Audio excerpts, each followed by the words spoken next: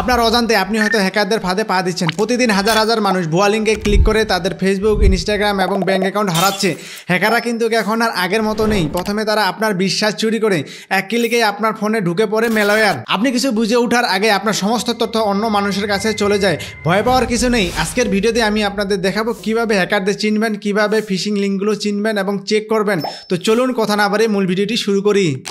অনেক সময় খেয়াল করবেন হ্যাকাররা নামি দামি কোম্পানিগুলোর নাম ব্যবহার করে আপনাকে SMS বা মেল করতেছে। এই মেইলে দেখা যায় যে আপনাকে একটি লিঙ্ক দিচ্ছে যে এইখানে আপনি একটি ডিসকাউন্ট পাবেন। এই ডিসকাউন্টটি পাওয়ার জন্য আপনার ইনফরমেশনগুলো পূরণ করুন।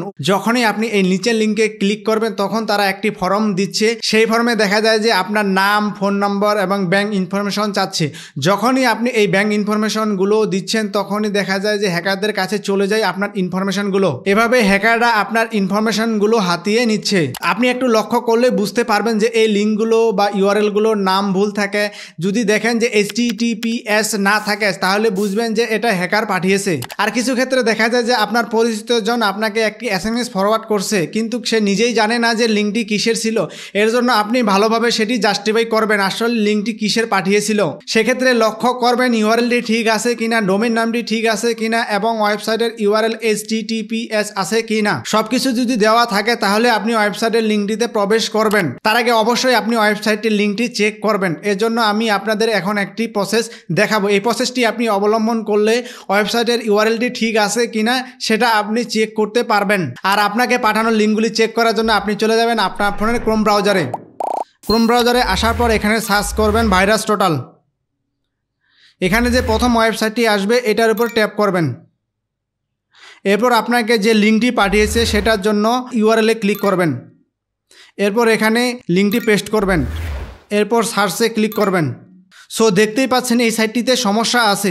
এভাবে আপনি চাইলে আপনাকে পাঠানো লিঙ্কগুলি আপনি এভাবে চেক করে তারপরে ওপেন করতে পারেন।